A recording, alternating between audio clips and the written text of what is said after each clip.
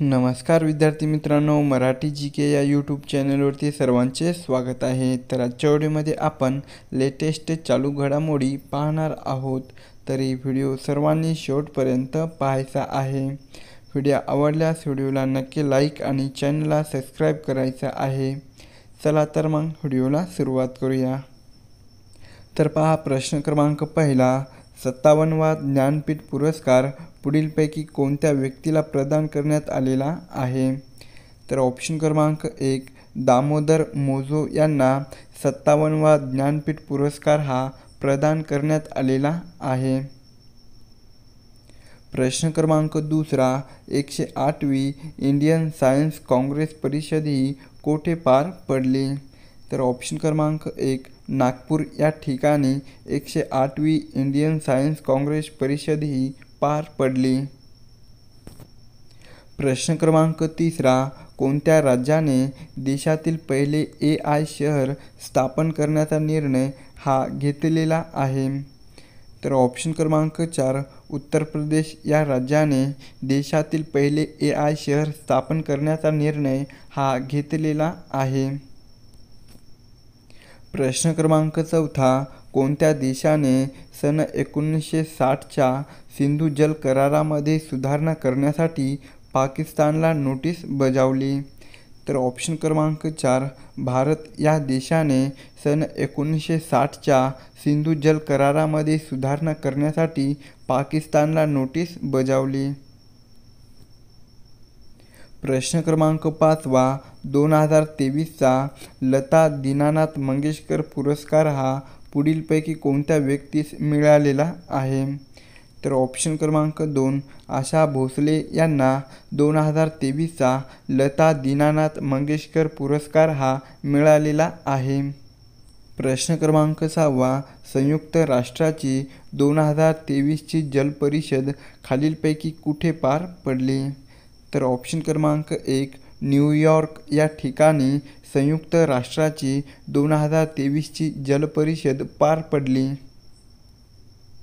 प्रश्न क्रमांक 7वा, जागतिक आनंद अहवाल क्रमवारी 2023मध्ये भारत हा खालीलपैकी कितव्या क्रमांकावर आहे? तर ऑप्शन क्रमांक 3, जागतिक आनंद अहवाल क्रमवारी 2023मध्ये भारत हा 126व्या क्रमांकावर आहे। प्रश्न क्रमांक 8वा, लोकमान्य टिळक राष्ट्रीय पुरस्कार हा पुढीलपैकी कोणाला प्रदान करण्यात आलेला आहे? तर ऑप्शन क्रमांक 1, नरेंद्र मोदी यांना लोकमान्य टिळक राष्ट्रीय पुरस्कार हा प्रदान करण्यात आलेला आहे। प्रश्न क्रमांक 9, 32वा सरस्वती सन्मान 2022 हा पुरस्कार पुढीलपैकी कोणास मिळालेला आहे? तर ऑप्शन क्रमांक 2, शिवशंकरी यांना 32वा सरस्वती सन्मान 2022 हा पुरस्कार मिळालेला आहे। प्रश्न क्रमांक 10वा, 2023ची मिस इंडिया पुढीलपैकी कोण ठरलेली आहे? तर ऑप्शन क्रमांक 4, नंदिनी गुप्ता ही 2023ची मिस इंडिया ठरलेली आहे। प्रश्न क्रमांक 11, 19व्या आशियाई क्रीडा स्पर्धा या कोठे आयोजित करण्यात आल्या होत्या? तर ऑप्शन क्रमांक 1, चीन या ठिकाणी 19व्या आशियाई क्रीडा स्पर्धा आयोजित करण्यात आल्या होत्या। प्रश्न क्रमांक 12, पुढीलपैकी कोणत्या राज्यामध्ये जातीनिहाय व आर्थिक आधारावर जनगणना करण्यात आली?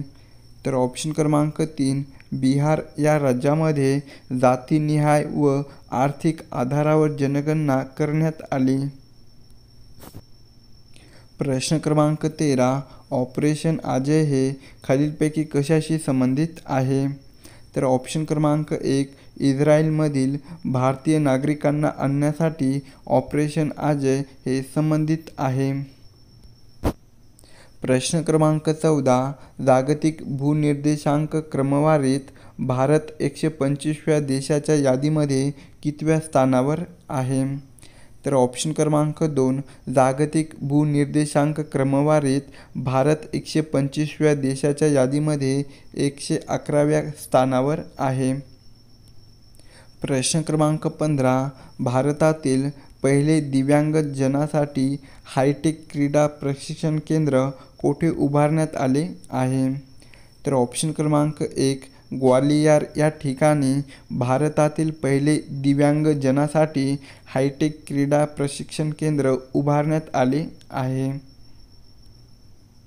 प्रश्न क्रमांक 16, अलीकडेच नुकत्याच कोणत्या राज्याने महिलांसाठी शासकीय नोकऱ्यांमध्ये 35% आरक्षण घोषित केले आहे?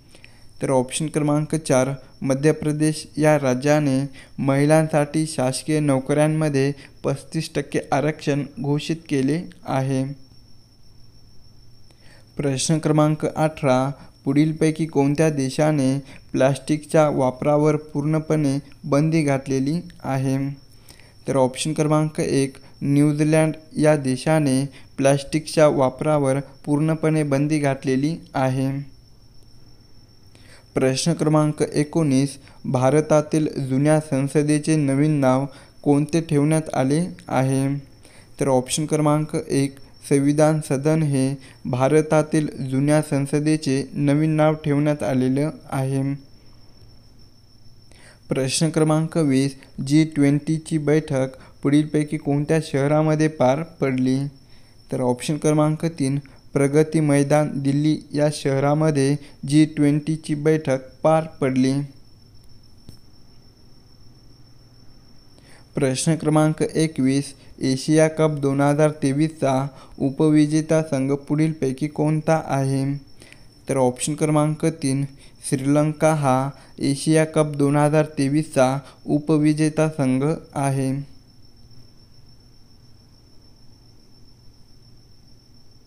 प्रश्न क्रमांक 22, सात्विक आणि चिराग ही नावे पुढीलपैकी कोणत्या खेळाशी संबंधित आहे? तर ऑप्शन क्रमांक 1, बॅडमिंटन या खेळाशी सात्विक आणि चिराग हे नावे संबंधित आहे. प्रश्न क्रमांक 23, नाटोचा 31वा सदस्य पुढीलपैकी कोणता देश बनलेला आहे? तर ऑप्शन क्रमांक 2, फिनलँड हा देश नाटोचा 31वा सदस्य बनलेला आहे. प्रश्न क्रमांक 24, 26 जानेवारी 2023च्या प्रजासत्ताक दिनाचे प्रमुख पाहुणे पुढीलपैकी कोण होते? तर ऑप्शन क्रमांक 4, अब्देल फतह एल सीसी हे 26 जानेवारी 2023च्या प्रजासत्ताक दिनाचे प्रमुख पाहुणे होते. प्रश्न क्रमांक 25, मुंबईच्या चर्चगेट रेल्वे स्टेशनचे नामकरण कोणते करण्यात आले आहे? तर ऑप्शन क्रमांक 2, सी.डी. देशमुख हे मुंबईच्या चर्चगेट रेल्वे स्टेशनचे नामकरण करण्यात आले आहे. प्रश्न क्रमांक 26, देशातील पहिली पाण्यावरील मेट्रो ही कोणत्या ठिकाणापासून सुरू करण्यात आलेली आहे? तर ऑप्शन क्रमांक 1, कोची या ठिकाणी देशातील पहिली पाण्यावरील मेट्रो सुरू करण्यात आलेली आहे. प्रश्न क्रमांक 27, पुढीलपैकी कोणाची ईडीच्या प्रमुखपदी निवड करण्यात आलेली आहे?